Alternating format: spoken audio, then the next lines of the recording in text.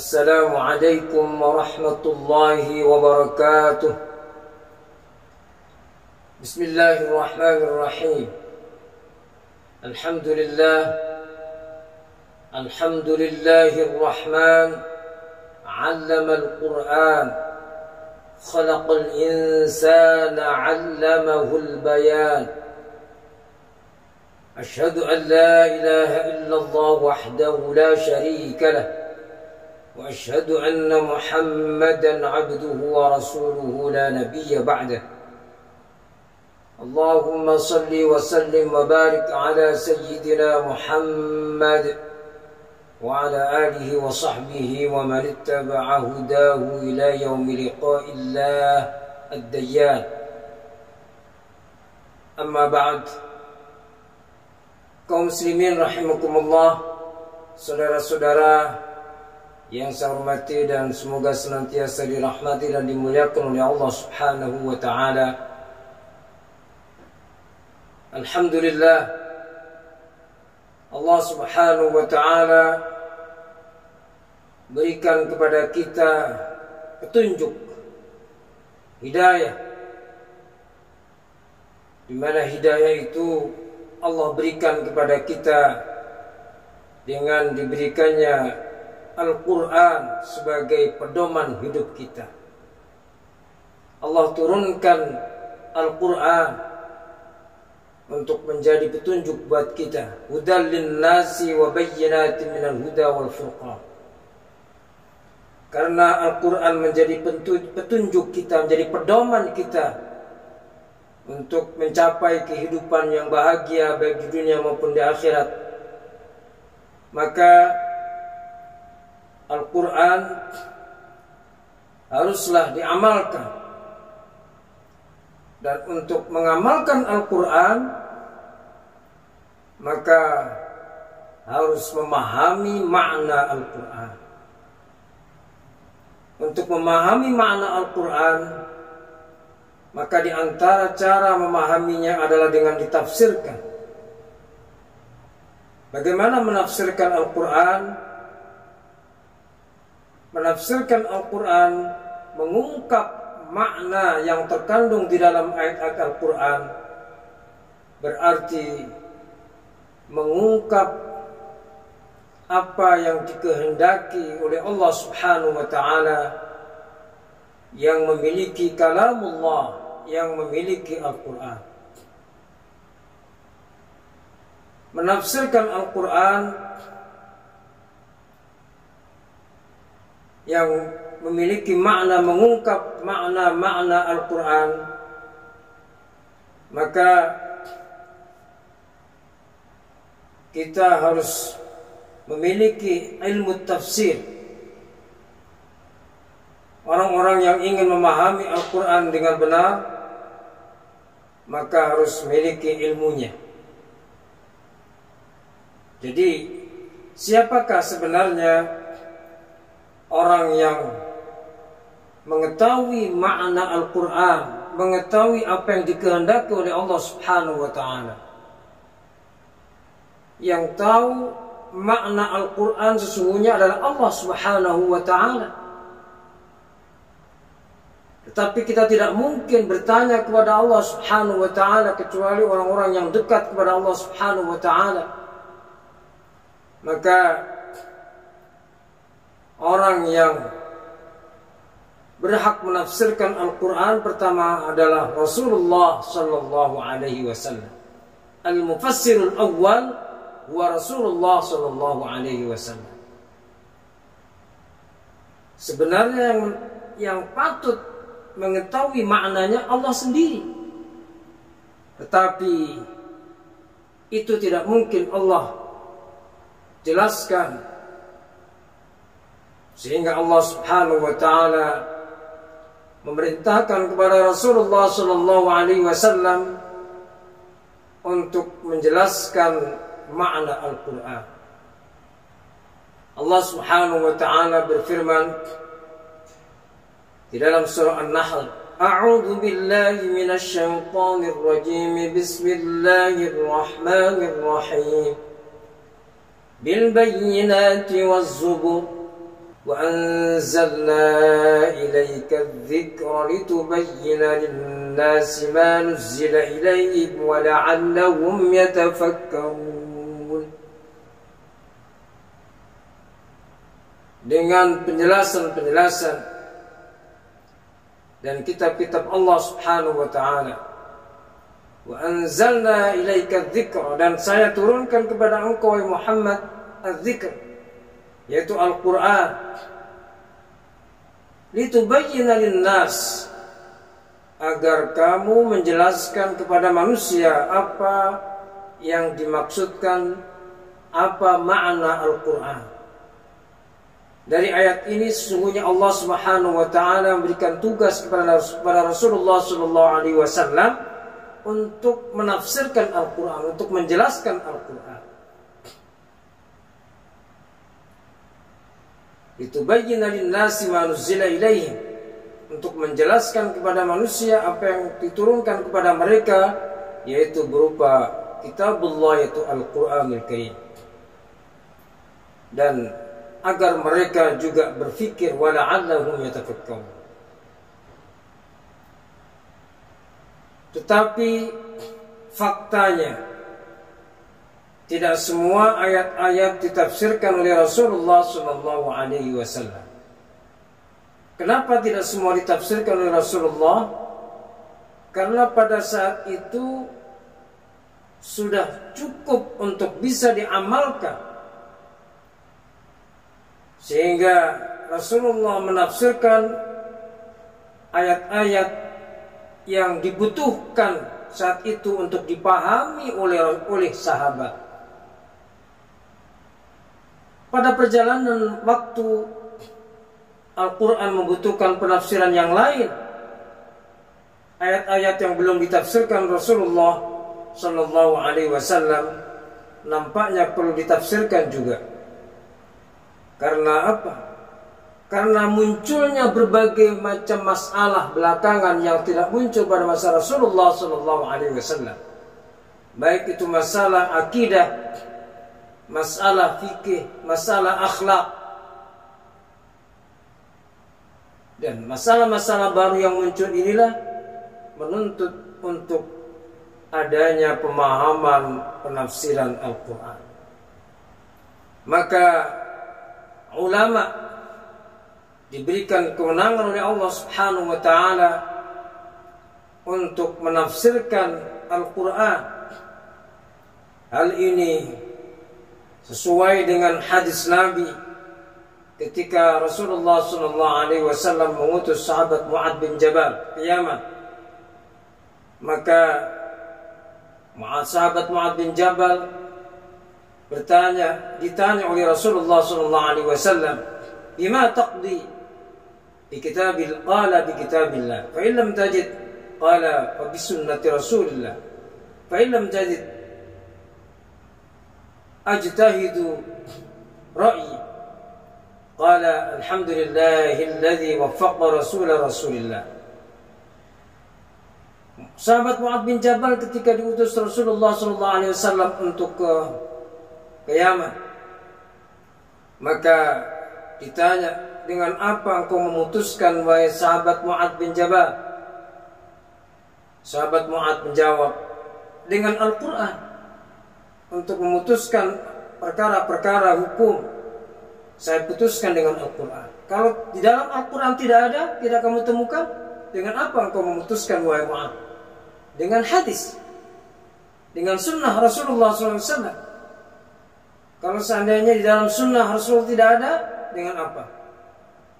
Sahabat Mu'adz bin Jabal menjawab, ajtahid, saya berijtihad. Dari sinilah sesungguhnya ulama juga diberikan wewenang untuk menafsirkan Al-Quran.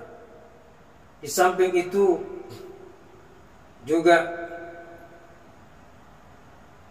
surah Ali Imran ayat 7 menjelaskan bahwa Al-Quran itu ada yang muhkam dan ada yang mutasyabih. A'udzu billahi minasy syaithanir rajim.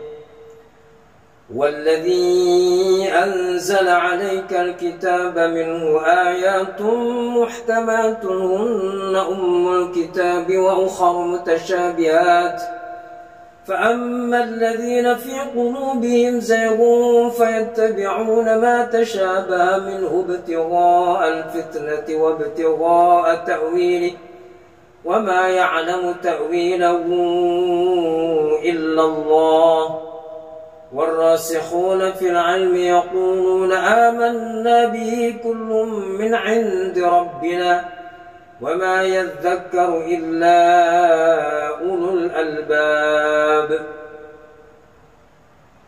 Dialah Allah Subhanahu wa taala yang menurunkan Al-Qur'an. Di dalam Al-Qur'an itu ada dua macam. Kalau dilihat dari segi dalalahnya, dilihat dari segi maknanya, maka Al-Qur'an itu ada yang muhkamat, ada yang mutasyabihat. Muhkamat bentuk jamak dari muhkam. Mawal muhkam. Muhkam itu ayat-ayat yang sudah jelas maknanya. Sedangkan mutasyabihat adalah ayat-ayat yang belum jelas maknanya. Orang-orang yang mengikuti hawa nafsunya, yang menyimpang hatinya, maka mereka mengikuti ayat-ayat mutasyabih untuk ditafsirkan semaunya. Ibtigha' al-fitnah wa ibtigha' ta'wili. Jadi semata-mata ditakwilkan sesuai dengan keinginannya. Dan sungguhnya tidak mengetahui takwilnya kecuali Allah Subhanahu wa taala. Di sini ulama berbeda pendapat tentang waw war-rasikhun. Waw war-rasikhun ini ada yang mengatakan waw ataf, ada yang mengatakan waw istinaf. Ketika diposisikan wawunya wawu ataf, maka yang mengetahui makna mutasyabih itu tidak hanya Allah tetapi para ulama. Tetapi ketika wawu rasikhun ini wawu istinaf, maka yang mengetahui makna mutasyabih hanyalah Allah Subhanahu wa taala. Warasikhuna fil ilmi yaquluna amanna. Saudara-saudara yang dirahmati oleh Allah Subhanahu wa taala. Tetapi kita melihat ayat-ayat yang lain dan hadis Nabi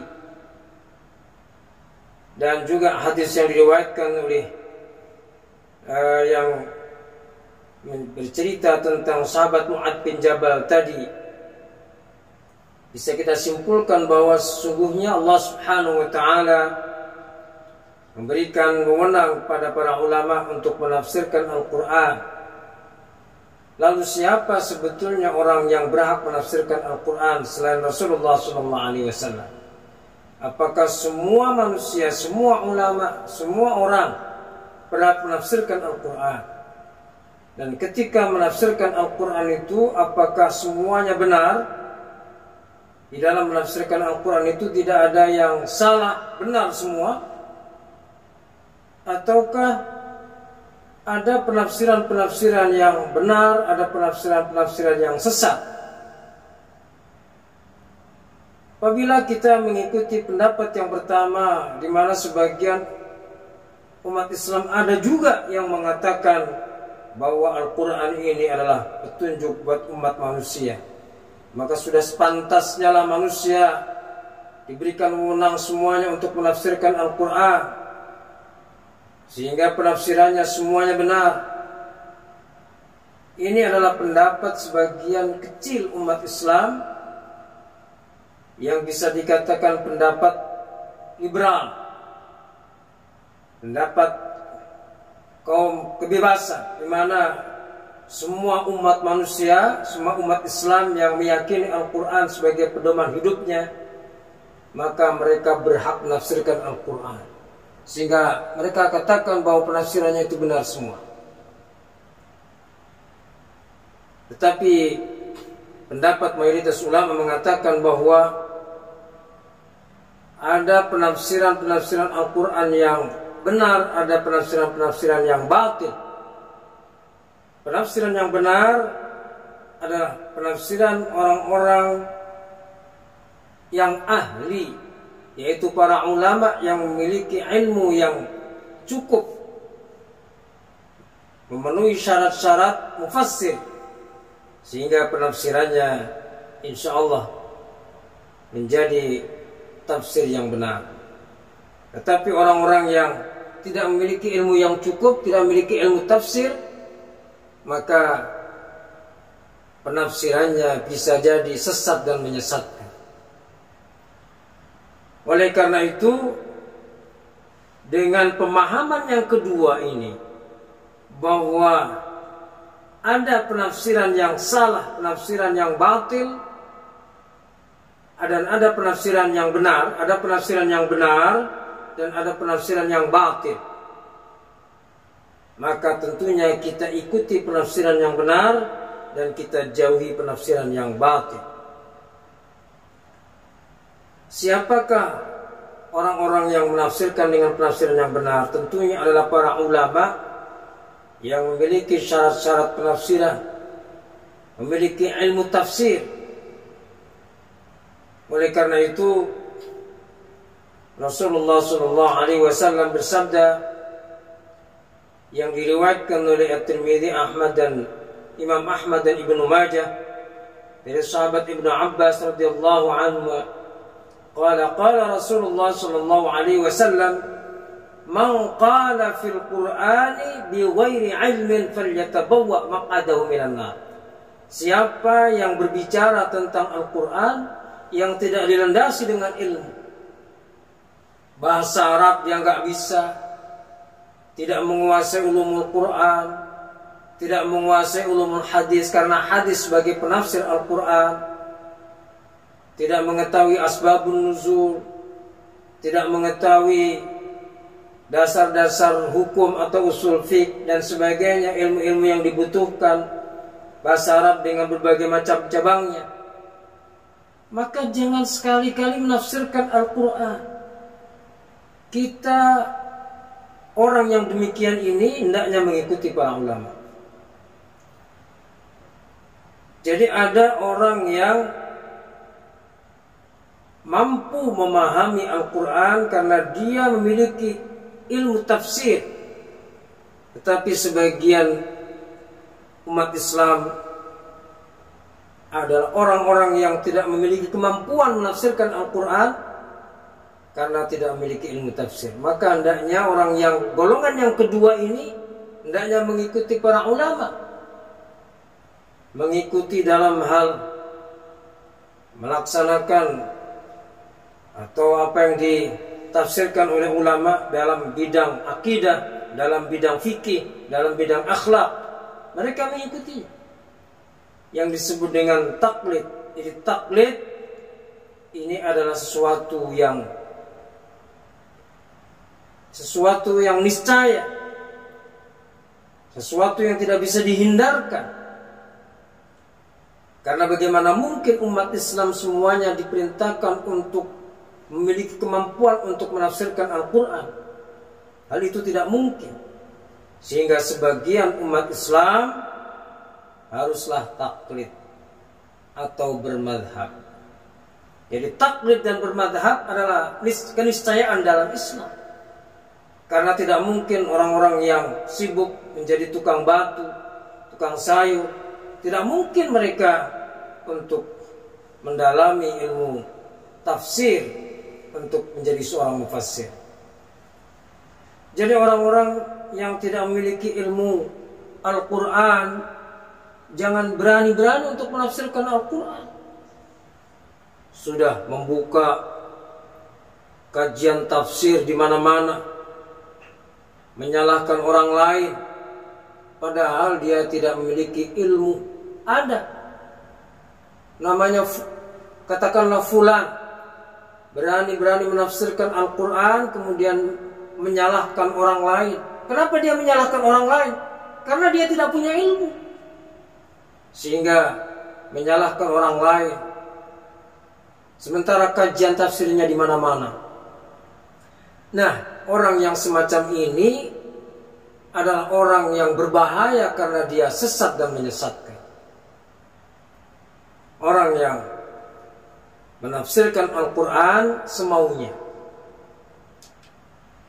Dalam hadis yang lain diriwayatkan oleh Imam Muslim Rasulullah sallallahu alaihi wasallam bersabda, "Innallaha yarfa'u bihadzal kitabi aqwaman wa yad'u bi akharin."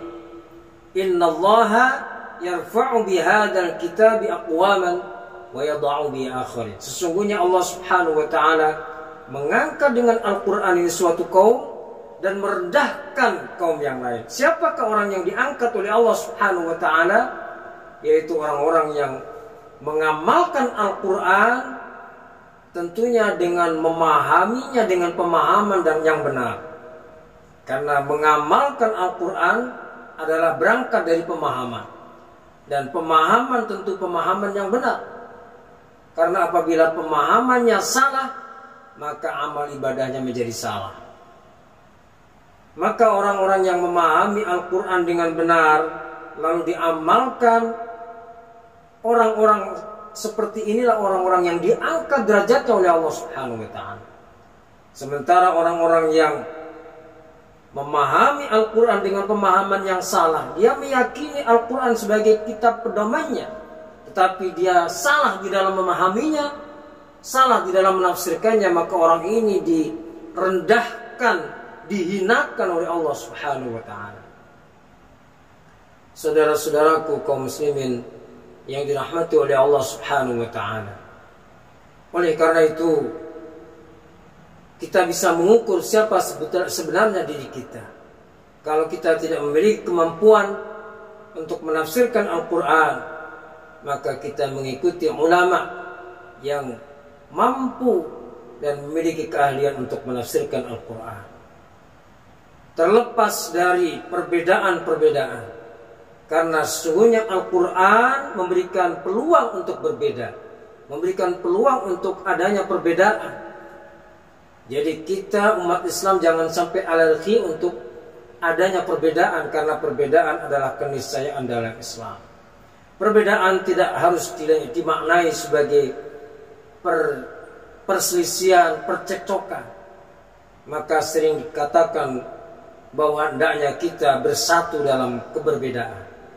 Semoga Allah Subhanahu wa taala senantiasa membimbing kita, memberikan petunjuk kepada kita untuk bisa memahami Al-Quran dengan sebaik-baiknya melalui para ulama. Kita mengikutinya dalam memahami Al-Quran, sehingga mudah-mudahan amal ibadah kita yang kita landasi dengan ilmu yang benar diterima oleh Allah Subhanahu wa taala. Amin ya rabbal alamin. Billahi taufiq wal hidayah wal ridha wal ilahiyah. Wassalamu alaikum warahmatullahi wabarakatuh.